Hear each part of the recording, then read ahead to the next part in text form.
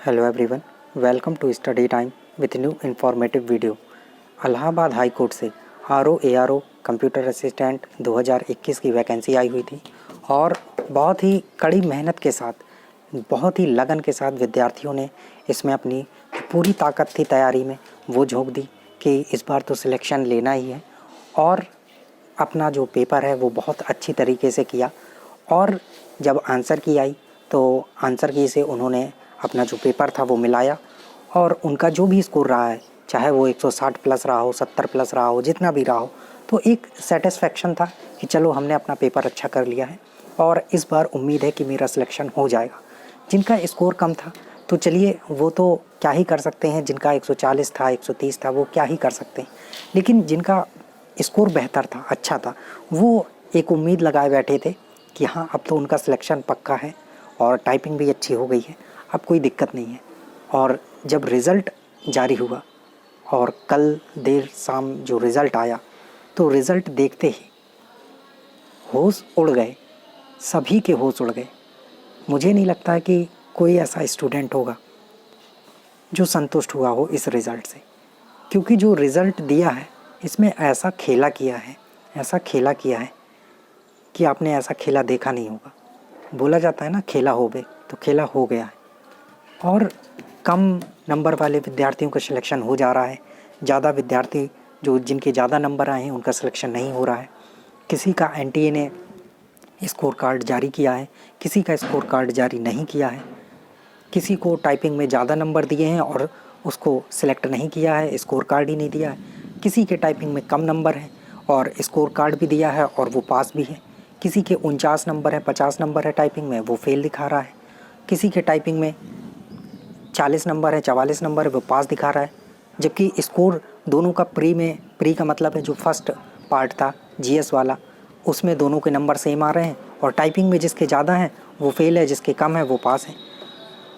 और NTA score ही नहीं दिखाया जा रहा है। कोई 203 नंबर पे सिलेक्ट हो जा रहा है, कोई 234 लाकर सिलेक्ट नहीं हो रहा है। किसी का स्टेज वन में 194 नंबर आ रहा है और वो फेल है, और किसी का 145 आ रहा है, 156 आ रहा है, वो पास हो रहा है।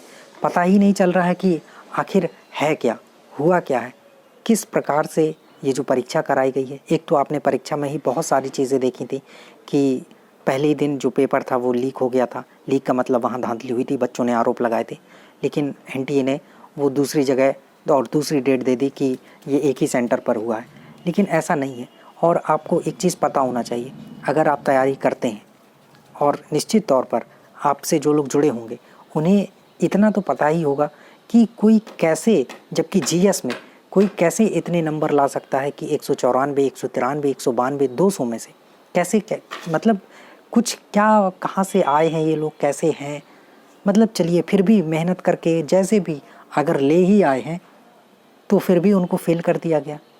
अब कुछ पास हुए हैं, कुछ फेल हुए हैं, आखिर हुआ क्या है कुछ समझ ही में नहीं आ रहा है कि ये रिज़ल्ट दिया है क्या किया है। ये देखिए, ये सारी चीज़ें यहाँ दी गई हैं। ये जितेंद्र कुमार गौतम जी हैं और इनका स्कोर जो है वो 179 इनका प्री में था और टाइपिंग में इनका 44 नंबर आया और इन्हें सिलेक्ट कर दिया गया असिस्टेंट रिव्यू ऑफिसर के लिए और इनका परसेंटाइल स्कोर भी यहाँ दिखा दिया गया है। और वहीं और इनकी शिफ्ट भी सेम है। और वहीं ये मनीष शर्मा जी हैं और इनका स्कोर भी सेम है 179, इनका 49 है टाइपिंग में। इनका स्कोर कार्ड ही नहीं दिखाया गया है NTA में कि NTA ने स्कोर इन्हें कितना दिया है।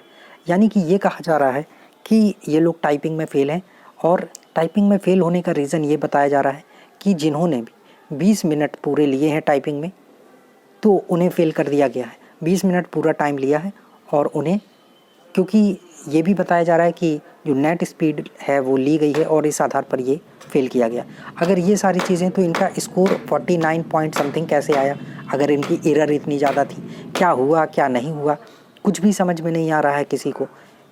आगे देखिए, ये 194 नंबर वाली जिनकी मैं बात कर रहा था, इनके 200 में इतने नंबर आ गए। एक तो पहली चीज़ तो यही है कि कैसे आ गए, क्योंकि जहाँ GS होती है तो वहाँ 80-85% क्वेश्चन ही लोग अटैम्प्ट कर पाते हैं सही होते हैं। मान लिया नेगेटिव मार्किंग नहीं थी, भगवान ने भी बहुत साथ दिया।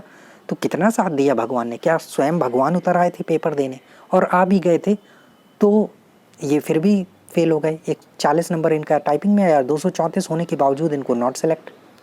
मतलब हो क्या रहा है किसी को कुछ समझ में नहीं आ रहा। ये देखिए किसी का एनटीए स्कोर, बहुत से बच्चों का एनटीए स्कोर ही नहीं दिखाया जा रहा है, जबकि उनके नंबर 180 हैं, 179 हैं, 194, तो आपने देख ही लिया। तो पता नहीं किस लेवल की धांधली हुई है, क्या हुआ है क्या नहीं हुआ है। आप सभी ने, यहाँ तो मैं 2-4 चीज़ें ही आपको दिखाया हूँ, 2-4 लोगों का दिखाया हूँ। मेरे पास बहुत सारे फ़ोटो हैं और आप डिस्क्रिप्शन में ग्रुप मिल जाएगा, ग्रुप का लिंक, वहाँ जाकर देख सकते हैं। और हो सकता है अभी तक आपने देख भी लिया होगा कि कितने सारे जो मैसेज हैं वो वायरल हो रहे हैं, कितने सारे ये स्क्रीनशॉट हैं जो वायरल हो रहे हैं कि इनका नंबर देखिए, इनका नंबर देखिए, इनको नॉट सेलेक्ट किया है, इनको सेलेक्ट किया है। जहाँ ARO में सेलेक्ट नहीं हो रहे हैं 210 नंबर पे भी, वहाँ RO में सेलेक्ट हो जा रहे हैं 203 नंबर पर। मतलब क्या चल रहा है क्या नहीं चल रहा है, कुछ समझ ही में नहीं आ रहा है। तो बहुत बड़े लेवल पे ये गेम हुआ है और आप सबको अब समझ में आ गया होगा। तो आप लोगों को अब एकजुट होने की ज़रूरत है। इसके लिए या तो आप लोग ट्विटर कैंपेन करिए और इसके बारे में सोचा जाएगा, विचार किया जाएगा। 1-2 लोगों से बात की जा रही है अभी, और एक ग्रुप बनाया जाएगा। हालांकि ग्रुप तो है, उसमें आप देख सकते हैं। तो ट्विटर कैंपेन के लिए कि आप लोगों को ट्विटर कैंपेन करना है, और इसके साथ साथ ये केस भी करना होगा। एक तो जो रिट डाली गई थी वो भी कैंसिल हो गई है, और अब फिर से आपको जो है केस करना होगा कि ये किस लेवल पे हुआ है। क्योंकि पहले जो हाई कोर्ट अपना सारा डिटेल देता था, रिज़ल्ट जारी करता था, तो सभी के नंबर देता था। इस बार नंबर नहीं दिए गए हैं, बल्कि सारी डिटेल दी गई है। अब एक एक का खोजते रहिए उसमें कि किसका कितने नंबर पर हुआ, किसका कितने नंबर पर हुआ।